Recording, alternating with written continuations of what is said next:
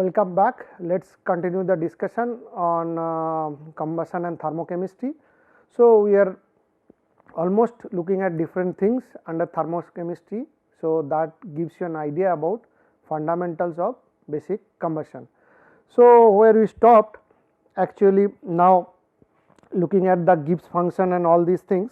Now, we will continue from there and let us discuss few other things under this thermochemistry, and then we will move to the next set of discussion on kinetics. Now, equilibrium product, that is one important thing. When the reaction takes place, for example, you take a reaction on methane with let us say oxygen, this will give you CO2 plus H2O. Now, when the combustion takes place completely, in the sense there is no excess oxygen or there is no excess methane, then there will be product which will be formed in the terms of major species like CO2 and H2O.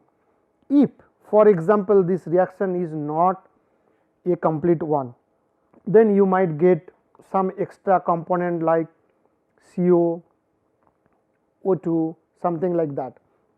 So, those are the some of the intermediate components that may remain in the combustion product. But when you talk about the equilibrium products, actually everything is complete and you can calculate the flame temperature, and which already we have discussed, and these are already detailed out in these previous equations covered in the lectures.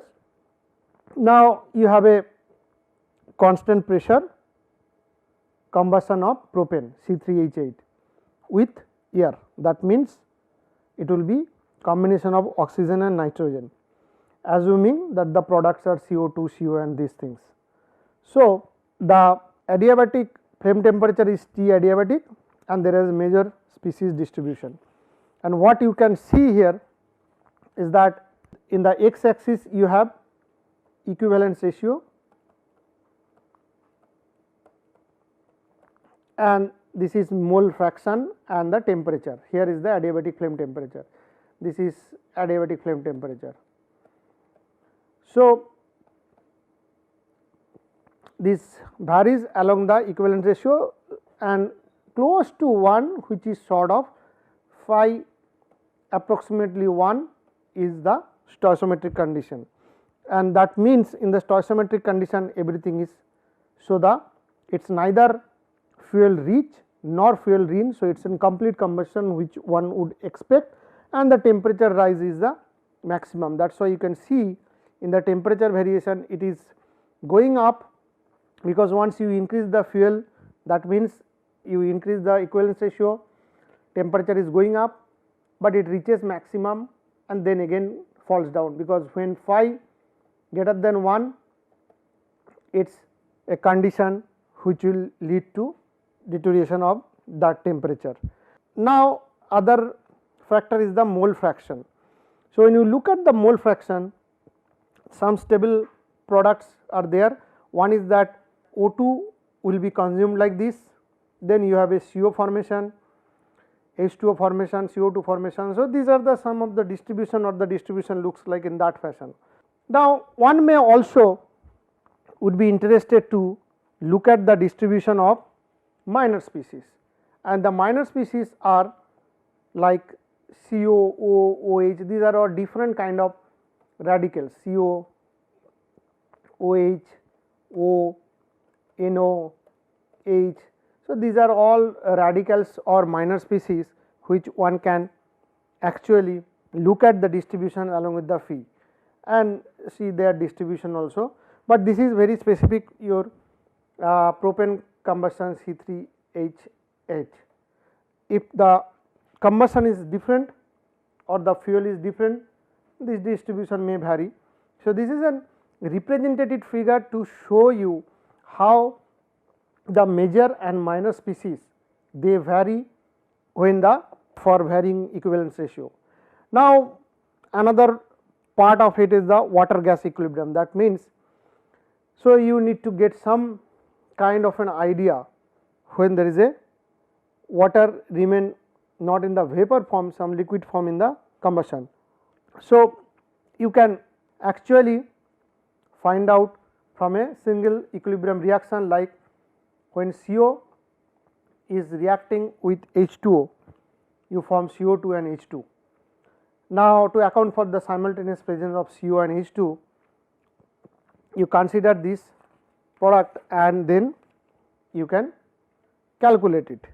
So, any arbitrary hydrocarbon if you consider, let us say CXHY, and it burns with air, then you get, let us say this is A times, then you get CO2 CO plus H2O plus H2 O2 plus 3.76 A into N2. Now, for condition phi less than equals to 1, if you have a condition like that, then your CXHY plus A O2 plus N2, this will only becomes BCO2 plus DH2O plus FO2 plus N2. So, that is what you get. So, this is your rich condition, essentially fuel rich condition. Now, another situation which could be possible is the fuel lean condition. This is lean condition, and another possibility is the rich condition, fuel rich condition. So, when there is a fuel rich condition, so that means for phi greater than 1, you expect the fuel is more. So, you do not have any product and CO would be there because fuel is more.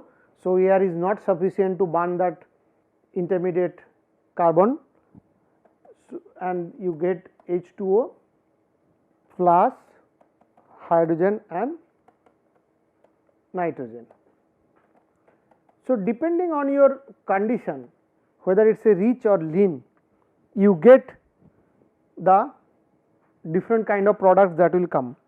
Now, A can be correlated with phi, like A is x plus y by 4 by phi.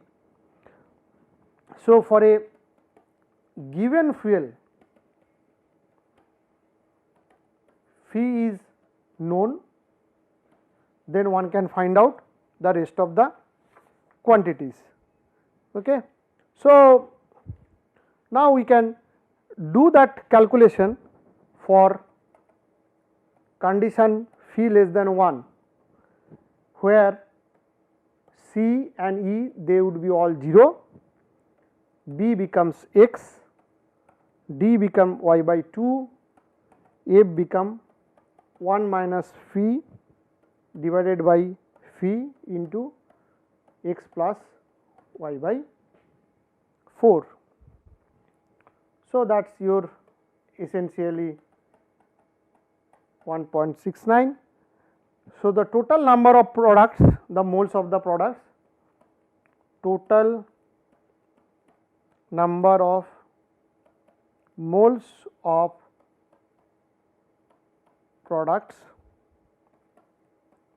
in total is x plus y by 2 plus x plus y by 4 divided by phi 1 minus p plus 3.76. So, that is my total information. So, we can further calculate the mole fraction, that means for x CO2 would be x by n tot where XCO would be 0, XH2O would be Y by 2 divided by N total,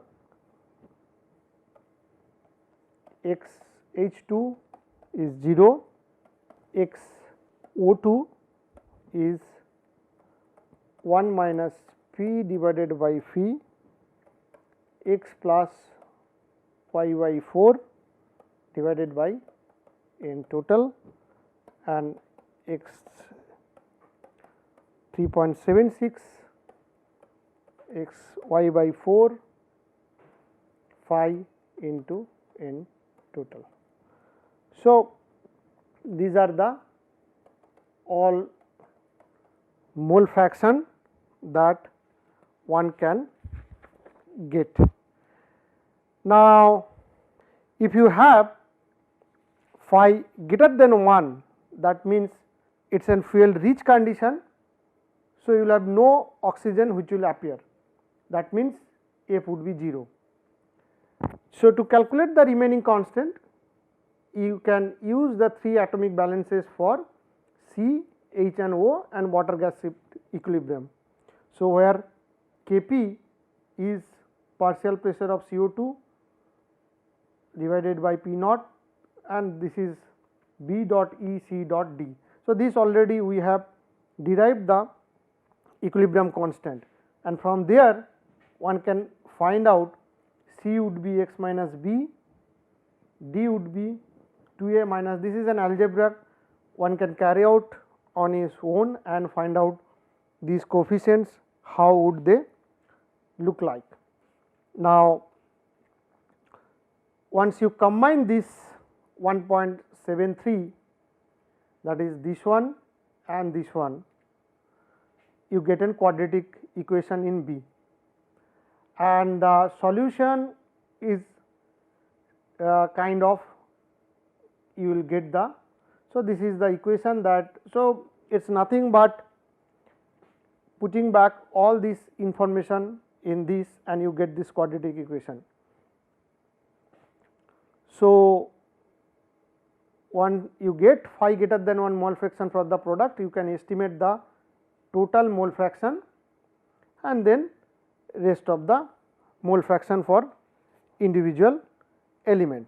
So, you have CO2, you get CO, you get H2O and then H2, O2 would be 0 and this. So, this is how one can estimate actually the all these things, basically the equilibrium products and all these things. So, that would essentially give you an idea about your thermochemistry, and now we will go to the kinetics, because one of the important things that is required to understand is the kinetics, because kinetics is going to play an important role when you talk about all these reaction system and all these things, because every reaction system, I mean what we are looking at so far is the global kinetics like CH4 or C3H3 hydrocarbon, when it is reacting with the air or oxygen you get to see, but the in reality the reaction actually goes through multiple steps. So, that is what now we are going to look at now the kinetics part, and the kinetics part, the way we want to see how these individual reaction steps, and so that will allow you to determine the equilibrium state, chemical reactions and everything. So, now if you assume that the chemical reactions are fast and compared to the other transport processes, then like the transport process, like one of the important process is diffusion. So, when there is a multiple species which are actually interacting in a system, you actually see there is a diffusion takes place, which is an important. Then you have flow field, conduction. So, you can locally see these things. Now, most of the combustion cases, so the chemical reaction time scale which is comparable with that of the flow and the molecular transport processes. So, they are comparable, but certain cases they are not, when especially when you deal with the turbulent cases. So, one need to know or have an idea about the rate of chemical reaction, or the rather the tau chem, which is your chemical time scale. So, one has to know that what would be the time scale that one can get from a. So, reaction rates control also these kinetics, they will control your pollutant formation, ignition, flame extinction. These are the some of the important phases that you will have during the chemical reaction. Now, how you define, I mean, so far we are looking at the single step global kinetics. Now, what we are now going to look at this now, how this single step individual kinetics, like for example, we talk about methane combustion all the time, methane with the air. So, that goes to CO2 and H2O, and if there is a nitrogen. Now, this global kinetics is something which is representative of the methane reaction, but in reality this goes through multiple elementary steps. Now, so important things to know about this elementary reaction. So, that actually occurs in this all these processes in reality. So, now once you look at this elementary reaction, now let us say example you reaction which you describe by OH with hydrogen, which will form H2 and H. So, this is an elementary reaction. So, that means this is a part of a global reaction kinetics of hydrogen combustion. So, where if you look at hydrogen with oxygen, that will form H2O. So, this could be a global reaction where somewhere you get to see this kind of elementary reaction. Now, the following is not, so as I said, this H2O2, this is a global reaction. So, one hand we look at the global reaction and other hand we look at the. So, now let us generalize the thing. For a generic system, you have a fuel which is reacting with, let us say, O amount of oxidizer to produce B amount of product. So, that is a more generic expression. We are not talking about any particular fuel or something or a very specific fuel. We taken fuel and oxidizer. So, what experimentally people have observed that the rate at which fuel is consumed, that means the consumption rate. So, that would be D, their concentration change with respect to time, which would be minus K, let us say G time to the power n oxidizer to the power m. So, that is what you get from this thing, where X denotes the molar concentration of X. So, that means this is nothing but the molar concentration of X, and if you look at the unit, it would be kilomole per meter cube, where Kgt is the global rate coefficient, okay, and where N and M, these are the essentially they are related to the reaction order. Okay. So, now if you look at 2.2, so as per 2.2, it is an nth order with respect to fuel, but if you look at this is mth order with respect to oxidizer. So, the 2.2 the equation says like this, this is the consumption rate and this would be F to the power n oxidizer to the power m. So, nth order or mth order, and overall order of reaction is m plus n. Now, m and n, how one would determine that? So, these are primarily determined from the experimental observation, and they may not be always integers. So, that is one important thing. Now, when you use a global reaction to express the chemistry, so usually it is a black box approach and has limited use in combustion, because most of the realistic combustions are going through the detailed process. So, your global reaction does not provide, so it does not provide the detailed understanding.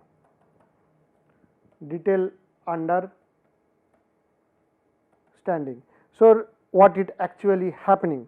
So, let us one like an example we can see, this is a global reaction for hydrogen oxygen, where hydrogen molecule react with the oxygen to form 2H2O. So, it implies 2 mole here, 1 mole here, produce 2 mole of H2O, which is not strictly always true. In reality, there could be something different, because this is a global system, but there are lot of intermediate species which will form while this global reaction is taking place. So, these intermediate species are important, and that is why one has to look at the elementary reactions or intermediate reaction, elementary reaction steps. So, this will give an idea what are the. So, if we look at it, then there would be multiple elementary reaction like H2O plus O2 can go to HO2 plus H, H plus O2 would form OH plus O, OH plus H2 can form H2O plus H, H plus O2 plus M would form HO2 plus M. So, this is your equations 2.4 to 2.7. So, these are the different elementary reactions where you can see there is H, HO2, O, OH, and these are forms, and finally you get HO2 and all these things. So, when you talk about all these things, there is this intermediate species or radicals, these are called the free radicals or reactive species. So, that means the intermediate radicals like what you have seen H, O, these are radicals, OH, these are free radicals, rather they are more reactive and they have unpaired electrons, and these radicals are actually quite important, because these are the free radicals which allow this reaction to propagate. So, actually to have a complete picture of the combination of this H2 and O2, more than 20 elementary reactions can be considered. Now, this is not always true that the only hydrogen and oxygen reaction can be defined with only one set of reaction kinetics. There could be multiple, because there are different mechanism. So, now the reaction mechanism, what you call it is that when you look at these elementary steps for global H2 plus O2 to H2O, this is a global reaction. So, these elementary reactions in set of these things are called the reaction mechanism. So, that is essentially required to define or describe the overall reaction. That means, a single hydrogen oxygen reaction can go through multiple elementary steps, and those elementary steps one has to consider. So, this is true pretty much for every fuel that in reality we have which goes through this combustion process, because in realistically every combustion goes through multiple reaction steps. So, now this reaction mechanism may involve few steps or few hundred steps or even 1000 steps. So, one has to look at the state of the art literature to see what are those things. Now, our objective is to look at how we can find out the chemical time scale. So, that is why these elementary reaction steps are very very important, and now using this concept of elementary reactions we want to find out the chemical time scale. Now, the reaction order is constant and can be determined. Another important thing is the molecularity of the reaction. So, it could be unimolar, it could be bimolar or trimolar. So, bimolar reaction for most of the combustion related to elementary reactions are bimolar. That means, there would be A plus B which will form C plus D. So, these are the bimolar reaction, and the rate at which the reaction proceeds, the reaction rate would be d A by dt equals to minus K by molar A and B. So, this is the rate at which this bimolar reaction will proceed. So, that means this kappa bimolar is proportional to function of some temperature and has this has some theoretical basis, unlike Kg, rate coefficient of global reaction. So, this is the rate coefficient of global reaction which does not have that theoretical basis, but this bimolar reaction has an theoretical basis, and that comes from the collision theory. But this collision theory of bimolar reaction, that is another important thing, one has to know that this has several shortcomings. So, the approach is quite important for historical reasons and may provide a simple way to visualize bimolar reaction, but uses the concept of wall collision, frequency, mean molecular speed, mean free path. So, the simpler approach is to consider a single molecule of diameter sigma travelling at constant speed v and experiencing collision with identical but stationary molecules. Now, if the distance travelled, that is the mean free path between collisions, is large, then the moving molecule sweeps out a cylindrical volume of this much. So, this is coming purely from the collision theory. So, for random distribution of the stationary molecules with number density n by v, the number of collision one can estimate at the collisions per unit time is n by v sigma square. Now, for Maxwell velocity distribution for all molecules, this ZC is, so this is coming from our statistical mechanics, or where you get this is. Now, when you go to that 2.11 applies the identical molecules. For different molecules, this would be sigma A plus sigma B equivalent to 2 sigma AB. So, my ZC is going to be root 2 NB by V pi sigma square AB BA,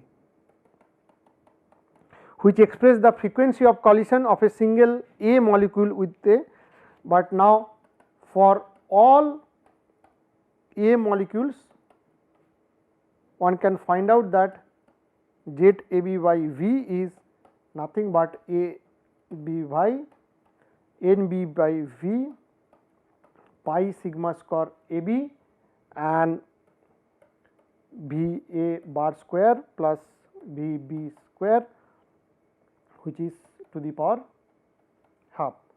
So, that is what you get. So, I will stop here today and continue the discussion in the next lecture.